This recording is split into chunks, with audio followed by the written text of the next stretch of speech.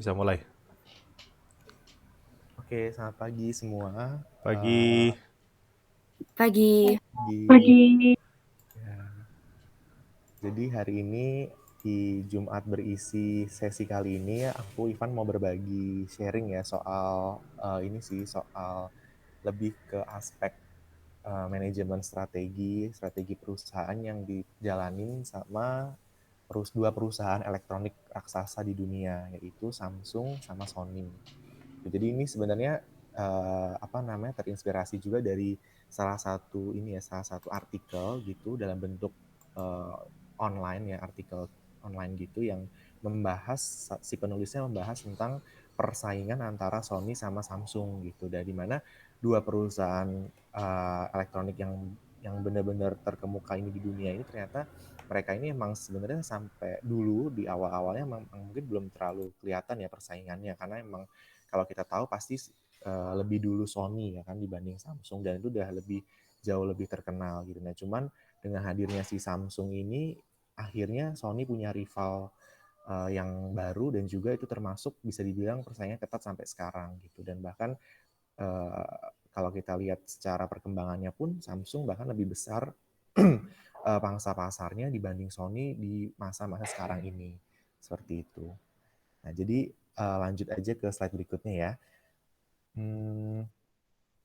Nah, ini sih sebenarnya bukunya, bukan buku sih, ini artikelnya gitu yang dibuat. Sebenarnya ini versi buku ya, buku cuma ada yang bisa kita baca di online gitu. Nah, aku dulu pernah baca artikel ini karena emang aku lumayan tertarik gitu ya sama perusahaan-perusahaan besar. Jadi kayak aku senang baca beberapa perjalanan beberapa perusahaan besar gitu. Nah, ini kebetulan aku baca yang waktu itu di setahun lalu di masa PSBB, yaitu ini soal dua perusahaan ini, Sony versus Samsung. Kenapa aku tertarik baca ini, karena sebenarnya aku kayak mikir kok si Samsung ini kok bisa hebat banget gitu ya, keren banget gitu. Dia belum lama gitu, maksudnya masuk ke dikenal orang mungkin belum terlalu lama, tapi kok udah bisa merajai industri elektronik gitu loh. Kayak hampir semua produk kalau kita lihat si Samsung ini punya gitu kan. Kayak misalnya ya pasti gadget itu dia udah pasti ada ya gadget. Nah, terus selain itu juga ada produk-produk elektronik lain yang buat rumah tangga gitu, itu aja Samsung udah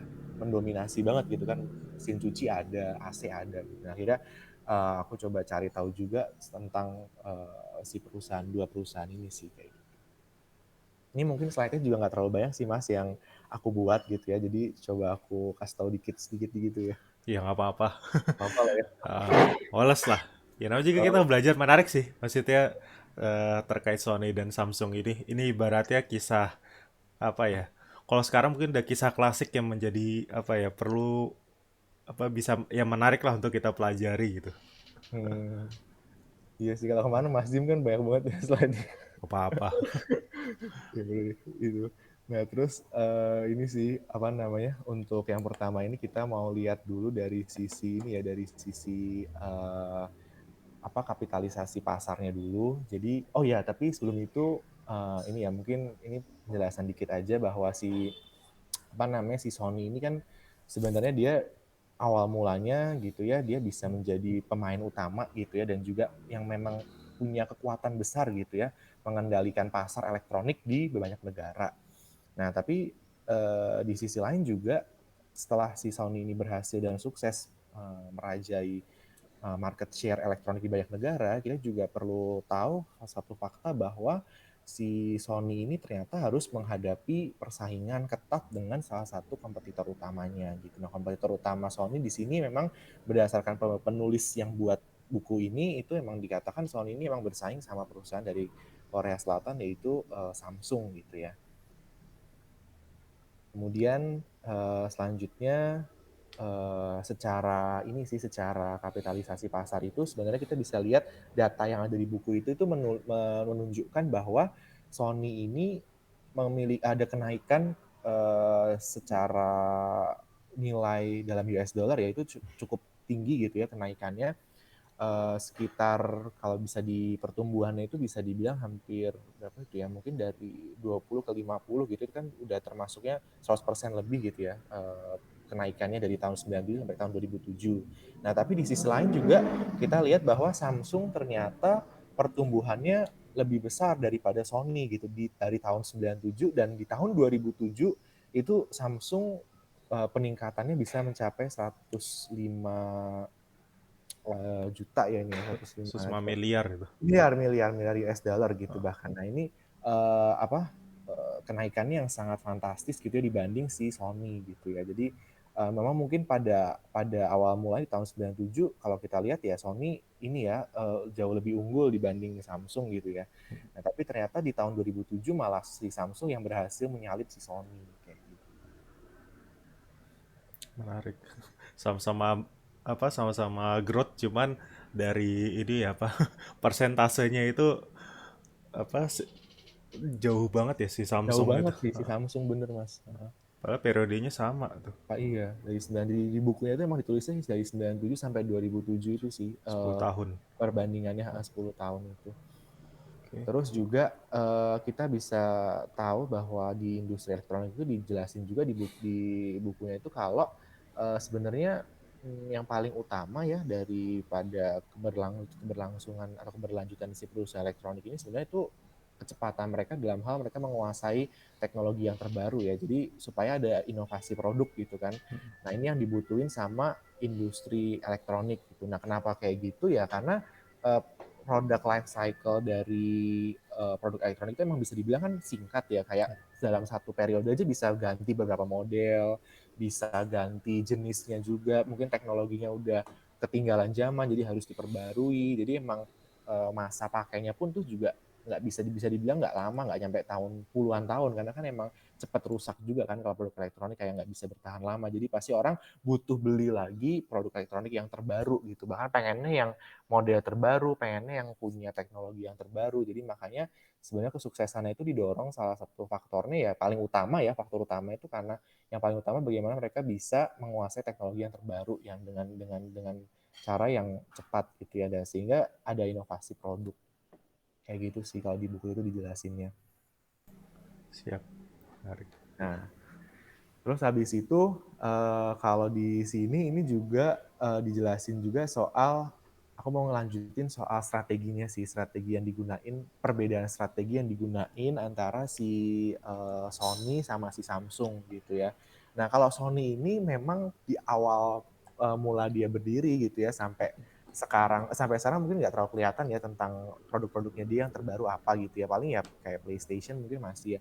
Cuma kalau misalnya produk lain kan emang belum terlalu kelihatan ya perkembangannya. Nah, tapi sebenarnya itu kenapa sih kok dia bisa munculin produk-produk yang unik dan juga menyasar satu pasar tertentu, itu karena sebenarnya memang investasi Sony itu paling besar itu di bidang dalam hal research and development. Jadi itu kenapa si Sony ini bisa menghasilkan produk-produk seperti ini ya, seperti produk LCD TV gitu kan, itu juga yang awal mulanya mungkin awal mula dari TV itu bisa berkembang teknologi karena adanya penelitian dari si Sony ini gitu. Akhirnya mungkin diikuti oleh brand lain.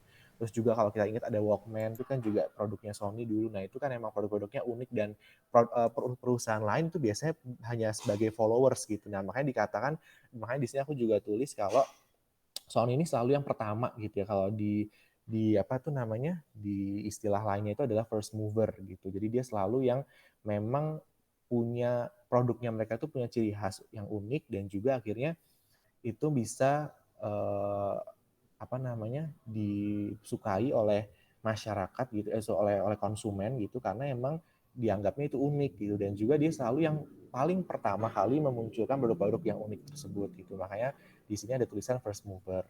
Nah, terus di internalnya si Sony sendiri sebenarnya mereka itu menerapkan satu nilai gitu ya kepada karyawannya, kepada pekerja mereka gitu yang menjadi bagian dari tim Sony, itu soal nilai daripada kebebasan, dan juga ini ya apa, secara kalau misalnya ada pendapat-pendapat yang mungkin berbeda atau apa, nah mereka itu sebenarnya satu sama lain bisa saling menerima di internal mereka gitu. Makanya akhirnya mereka bisa memunculkan produk-produk yang unik, dan juga karena tadi ditulis juga di buku itu kalau investasi Sony yang paling besar emang di bidang research and development gitu. Nah, sebenarnya sebagai apa namanya, sebagai first mover gitu ya, kalau di apa namanya, pelajaran di pembahasan soal manajemen strategik itu sebenarnya dikatakan kalau first mover itu punya banyak keuntungan sih sebenarnya ketika dia emang bisa memulai lebih dulu gitu ya.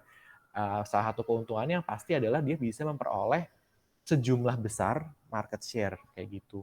Dan makanya si Sony ini selalu dulunya bisa menjadi yang utama gitu ya, atau ibaratnya nggak ada yang bisa menandingi gitu ya, karena nggak ada kompetitor lain, dan dia juga bisa mendapatkan pasar yang lebih luas di banyak negara karena produknya yang unik kayak gitu. Jadi itu salah satu keuntungan daripada si Sony yang menerapkan strategi ini, yaitu dia bisa menjadi yang first mover gitu. Nah selanjutnya, terus juga ditulis di buku itu kalau Sony ini ternyata ada satu strategi yang dia terapin ya, yang ternyata itu bisa dibilang nggak bagus gitu ya buat kinerja perusahaan gitu. Nah dia itu pernah melakukan strategi berupa akuisisi si Columbia Pictures gitu ya, rumah produksi. Nah ini Sony punya keputusan ini itu sebenarnya dikatakan kalau di teorinya itu dia menerapkan strategi yang namanya unrelated diversification. Jadi dia mau mencoba untuk mendiversifikasi produknya, tapi sebenarnya itu nggak berhubungan sama produk elektronik kayak gitu. Nah dia coba untuk mengakuisisi si Columbia Pictures. Nah ternyata keputusan Sony ini membawa dampak negatif ke perusahaan dengan adanya pencatatan kerugian yang itu nilainya juga besar gitu ya. Di sini dibilang 3,5 miliar US dollar kayak gitu. Nah ini ternyata strategi yang diterapkan untuk tidak lagi fokus di industri elektronik itu ternyata malah berdampak negatif ke Sony.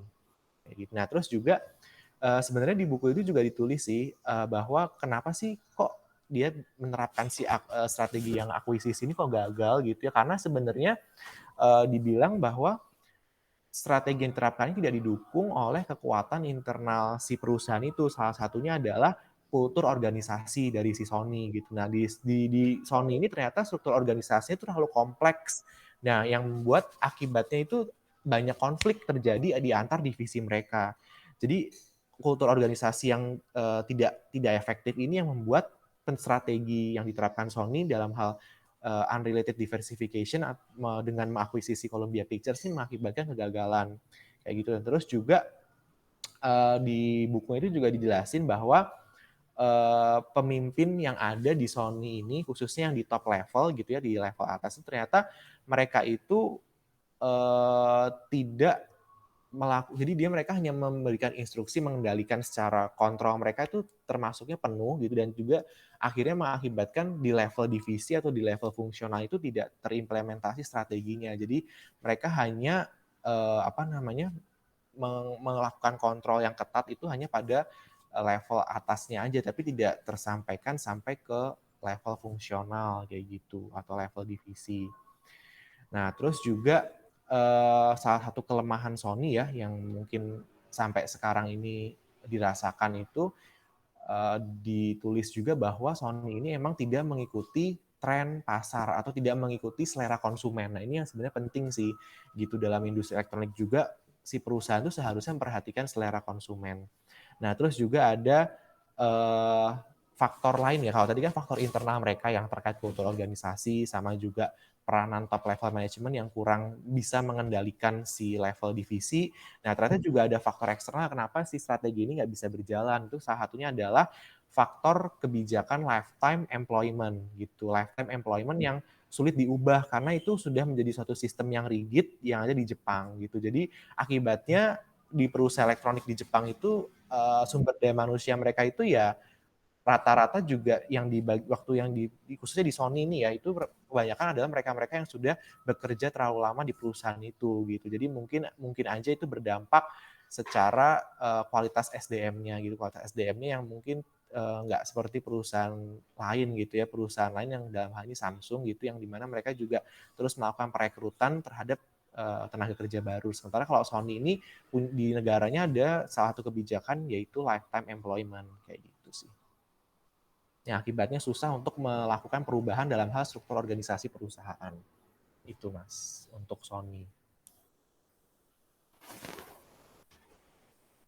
Nah, gitu.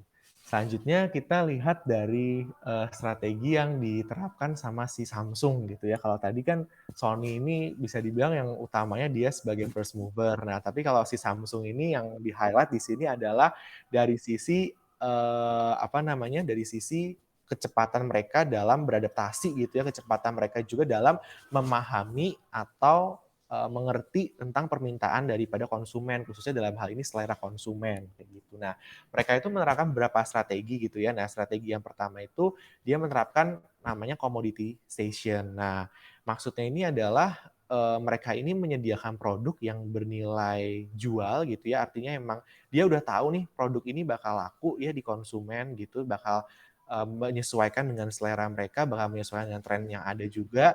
Nah, dia sediakan dalam jumlah yang banyak dan juga variasi produknya, range produknya pun juga itu pilihannya banyak gitu. Jadi akhirnya konsumen bisa milih mana yang terbaik menurut mereka. Nah, mereka sediakan itu dengan dia dan dia juga melakukan ini sih, melakukan apa, investasi yang tinggi juga ya, yang besar juga dalam hal teknologi untuk memproduksi barang-barang ini yang bersifat komoditas kayak gitu. Nah, terus dia juga di sini dikatakan juga di bukunya itu kalau peranan si keterlibatan dan juga inisiatif dari top level itu emang termasuknya tinggi gitu. Nah, contoh yang tinggi itu apa? Kalau aku baca di sini nih ada di sini nih keterlibatan inisiatif dari si top level ini bisa dibilang besar gitu ya untuk kemajuan Samsung. Nah, salah satunya itu ketika Samsung menghadapi suatu ancaman. Nah, ancaman dihadapi Samsung itu waktu itu ketika dia memasarkan produk TV, televisi gitu ya, produk TV di Amerika, dan mereka ternyata di Amerika ini tidak memperoleh perlakuan yang setara dengan brand-brand elektronik lainnya kayak gitu. Jadi ketika si Samsung berusaha memperluas pasar mereka sampai ke Amerika, ternyata itu tidak direspon positif sama negaranya gitu ya, dan itu akhirnya di Amerika sana itu tidak direspon positif sehingga dia merasa wah ini kan jumlah konsumennya aja besar gitu ya, targetnya sebenarnya besar di Amerika, tapi kok dia nggak bisa ya mendapatkan perlakuan yang sama seperti brand elektronik lain yang ada yang sudah lebih dulu ada di sana. Nah, akhirnya mereka itu menerapkan strategi ya, si CEO mereka waktu itu bernama Kun Hili gitu ya. Nah, mereka itu menerapkan strategi berupa mengirimkan 100 orang senior manager ya ke Amerika untuk bernegosiasi terkait bagaimana si Samsung ini brand Samsung ini bisa diterima oleh pasar Amerika oleh negara mereka oleh negara di sana gitu. Jadi si Samsung ini berusaha keras gitu ya si CEO-nya khususnya untuk bisa ya ini kesempatan yang bagus gitu untuk kita memperluas pasar sampai sana karena konsumennya jumlahnya banyak gitu ya, kesempatannya bisa dapat pasar di sana itu luas gitu. Nah, akhirnya dia harus sampai mengirimkan 100 orang senior manager gitu. Itu ditulis sih di bukunya itu kalau emang si Samsung ini CEO-nya itu sangat-sangat berperan aktif gitu ya dalam hal pokoknya harus bisa nih produk kita ini khususnya yang televisi ini yang dia udah kembangin teknologinya itu harus sampai ke pasar di Amerika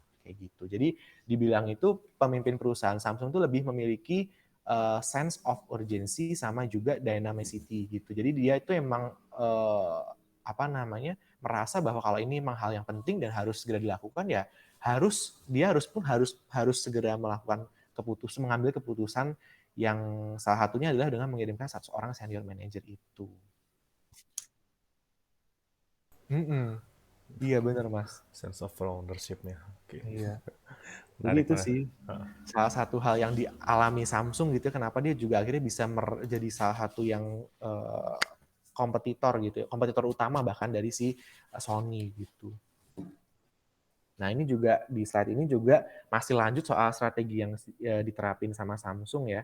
Jadi si Samsung ini dikenal luas ya di banyak negara itu sebagai perusahaan manufaktur yang memproduksi generic chip gitu ya, generic chip untuk keperluan komponen berbagai produk elektronik.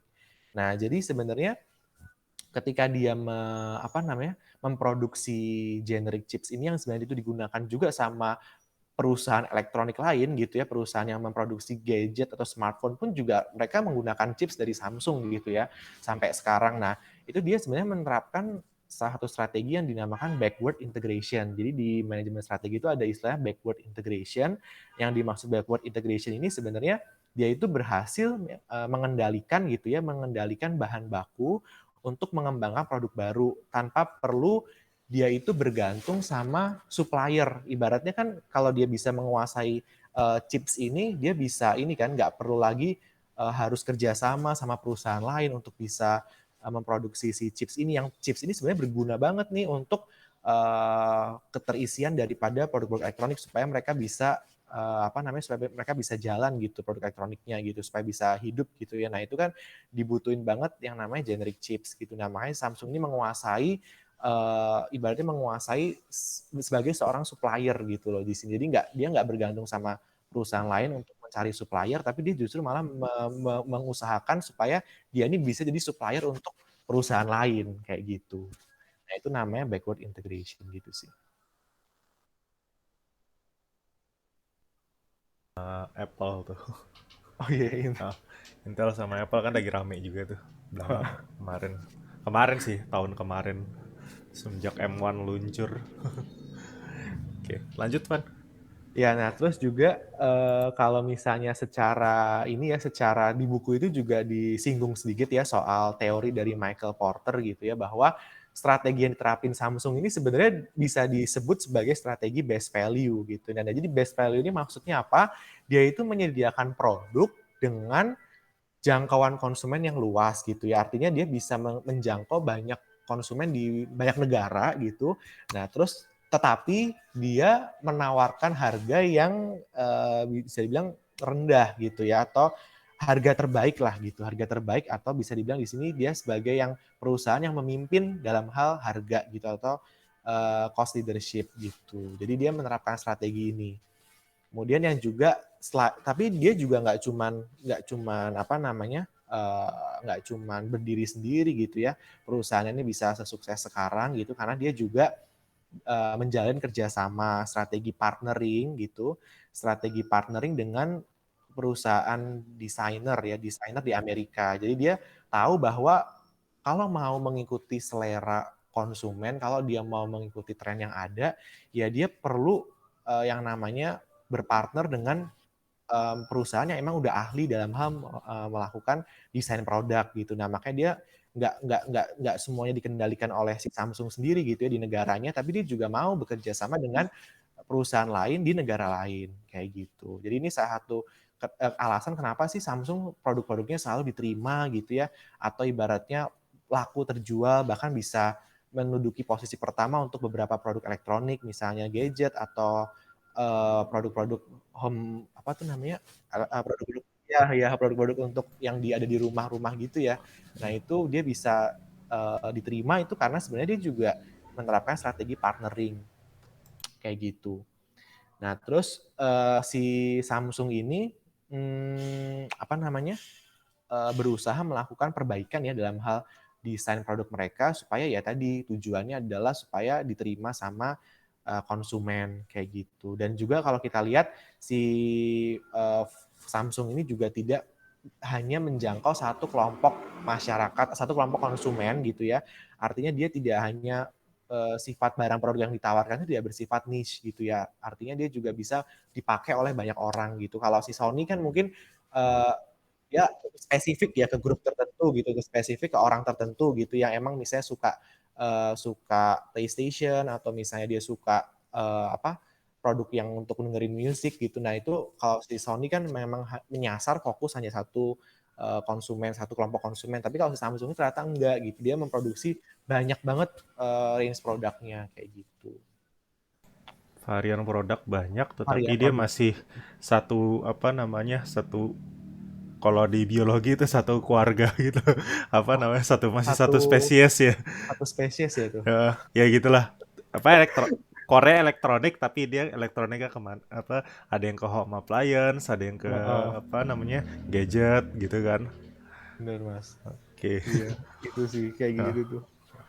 oke. Lanjut Van. Nah, terus udah sih itu dua strategi itu yang udah ada dijelasin di buku itu ya tentang perbedaan strategi antara si Sony sama Samsung. Nah, mungkin kalau buat si Sony sendiri ya kan kalau karena dia sekarang udah terkalahkan oleh si Samsung ya sebenarnya itu di penulisnya itu ya sebagai seorang yang ahli di bidang bisnis gitu menyampaikan bahwa si Sony ini sebenarnya perlu ini sih memperbaiki kondisi internal perusahaan mereka gitu ya supaya bisa bersaing sama kompetitor. Nah, khususnya juga soal ini ya, soal apa namanya koordinasi mereka, soal integrasi antar departemen dan juga soal budaya perusahaan tadi yang seharusnya jangan terlalu birokratis gitu dalam hal pengambilan keputusan dan juga yang pasti ya dia juga harus lebih sensitif ya atau lebih memahami kebutuhan konsumen, memahami juga selera pasar tuh kayak gimana kayak gitu supaya dia juga bisa bersaing sama si Samsung karena kan Samsung kan kalau tadi udah dilihat juga berdasarkan data dia sudah menang jauh ya kan dibanding si Sony bahkan sampai di tahun sekarang ini pun juga Samsung tetap yang lebih unggul gitu ya dibandingkan Sony seperti itu secara uh, secara market share juga tinggi gitu si Samsung di banyak negara ya itu yang mengakibatkan juga ya Sony perlu melakukan beberapa langkah yang harus diperbaiki dalam hal budaya perusahaan mereka kayak gitu sih yang aku baca dari buku itu.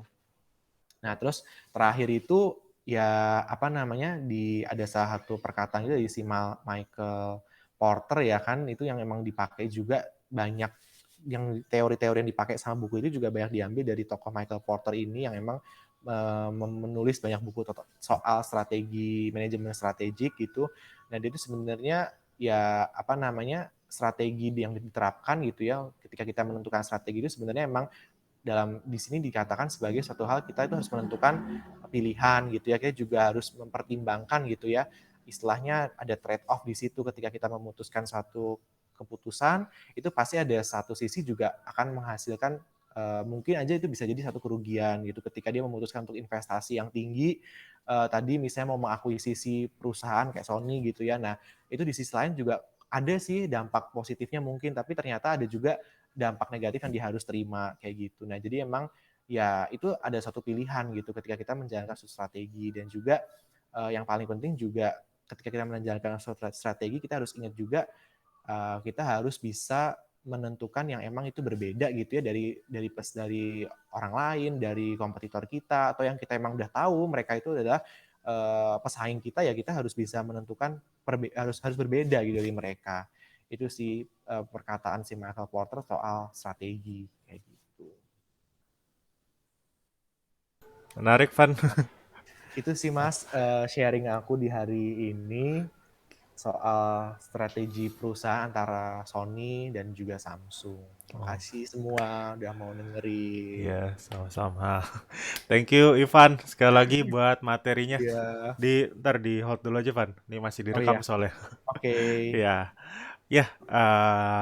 Pertama-tama mungkin ya terima kasih Ivan atas materinya yang sangat bergizi lah, bermanfaat buat kita nambahin insight baru gitu kan.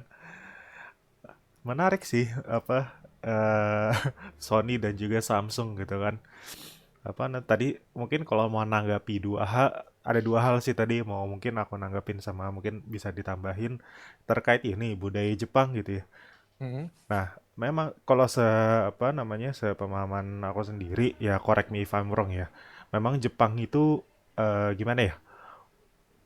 Mereka dari sisi budaya bener tadi entah itu rigid entah itu kaku lah birokrasinya ribet sehingga tadi bahkan masih ada kebijakan yang tadi tuh lifetime employment itu kan ya. Iya, bener Mas. Iya, Itu jadi dijelasin tuh. bisa dibilang Jepang tuh perusahaan elektronik itu emang lagi ya udah dying, udah sekarat nggak sih? Karena Betul, betul. mereka dari kalau kita bahas secara makronya sendiri dari ini deh demografis penduduk gitu. Mereka yang muda ibaratnya sekarang piramida kebalik kan ya. Iya, karena Eh, angka kelahirannya juga sedikit nggak sih di Sedikit, Jepang ya? iya, Iya. angka kelahiran juga sedikit. Heeh. Jadi ya tadi khawatirnya regenerasi pun akhirnya bakal terganggu dan tadi ide-ide fresh ataupun yang bisa dibilang pembaharuan lah dari sisi budayanya kemudian juga nggak usah ngomongin teknologi tapi budayanya sendiri ya masih kayak gitu-gitu aja gitu kan masih birokrasinya rumit dan tadi akhirnya pengembangan teknologi terus kita lompat ke pengembangan teknologi akhirnya jadi mandek gitu. Mm-mm. Ya menarik coba Devan eh sempat ini juga rame tuh dibandingin Toyota versus Tesla yang baru-baru ini. Oh iya, malah baru Ya, tahu tuh Mas. iya Toyota Toyota versus Tesla. Tesla gitu kan.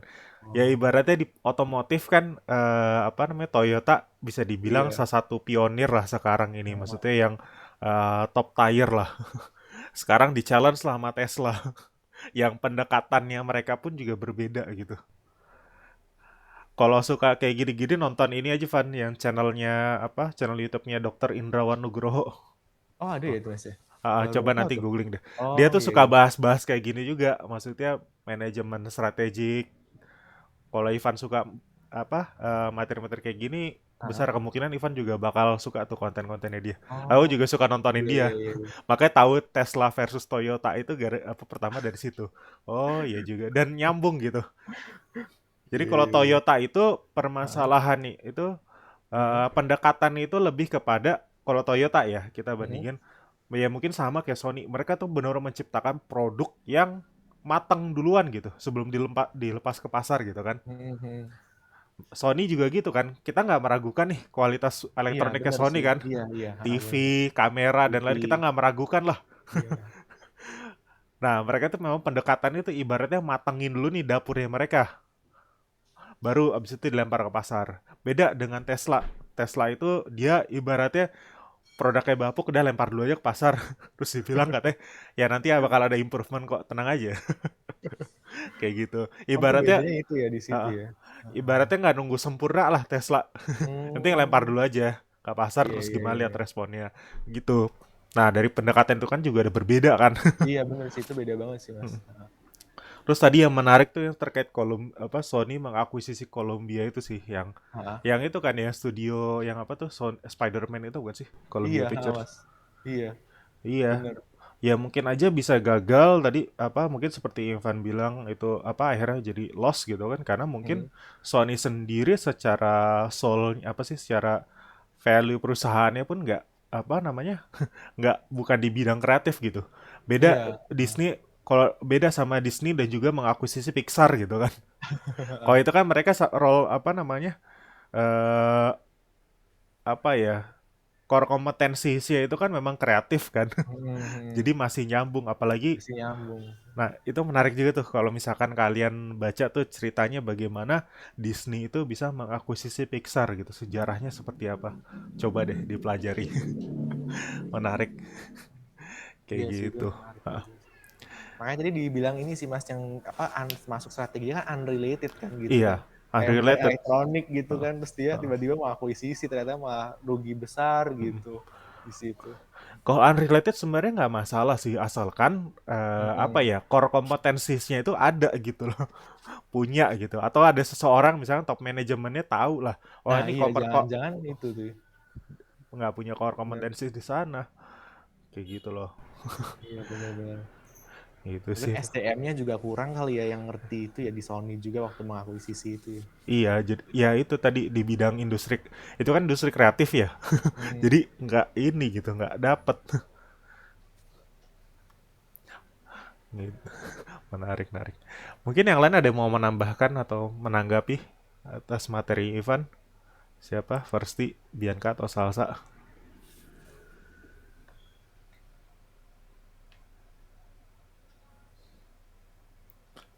Halo. Yang menarik banget Kak. Kalau mungkin aku nggak terlalu tahu banyak tentang kayak detail-detail uh, ya Samsung, Sony gitu-gitu kan dan Hmm. memang benar mungkin pas kayak aku kecil tuh HP tuh Sony Ericsson itu Oh iya, kayak mungkin sama Nokia gitu ya tapi Ya. kayak Sony pas Ericsson. zaman aku SD tuh itu kayak HP yang keren gitu Iya. lah kalau Ah, kalau udah punya HP itu cuman sekarang malah mungkin lebih ke Samsung gitu kan hmm. dan mungkin HP Sony lebih nggak kedengeran walaupun ya tadi kayak dia mungkin di bidang lain kayak PlayStation yang masih jalan banget sampai sekarang gitu jadi kayak menarik sih kayak pas di oh iya ya kayak gitu ya kayak jadi lebih ya gitu sih makasih presentasinya. Ya, sama-sama. Bianca atau Versti, gimana? Mau ada tanggapan? Ya kalau nggak ada nggak apa-apa juga. Aku sama sih menarik soalnya kayak karena aku nggak pernah cari-cari sih kayak satu-satu gitu strategi yang mereka pakai apa gitu, Samsung atau Sony gitu. Jadi thank you insight-nya. Oke. Kalau dari aku, ya menarik banget presentasinya dari Ivan. Kayak awalnya aku juga nggak tahu sih itu ternyata mereka saingan gitu kan. Aku pikir emang awalnya Samsung tuh saingannya sama Apple, ternyata sama Sony gitu. Terus juga dapat insight baru dari Ivan gitu. Oke. Thank you ya, Van. Ya, thank you Ivan. Oke, ya paling tadi Ivan kalau misalkan Ivan tertarik gitu kan, mungkin bisa nonton channelnya ini nih, Dokter Indrawan Nugroho ya. Ini tulisannya kayak gini. Dia juga suka bahas tuh Dokter Indrawan. Nugroho. Dia emang punya ini sih konsultan gitulah, manajemen konsultan. Hah? Heeh. Oh iya, nih, boleh juga. Nanti bisa aja Van ditonton. Iya mas, boleh mas. Oke, mungkin ada lagi dari yang lain terakhir. Udah nggak ada? Oke, ya udah. Sekali lagi terima kasih buat Ivan ya, materinya yang luar biasa keren. Semoga Kasih. udah nambah insight ya baru buat kita ini. Nextnya itu Bianca. Bianca udah siap belum? Lagi coba mikir-mikir nih topik apa nih yang bagus. Belum ada ini, belum kepikiran. Belum. Belum. Kalau mau review buku nggak masalah juga sih. Bentar nih aku stop dulu ya recordingnya.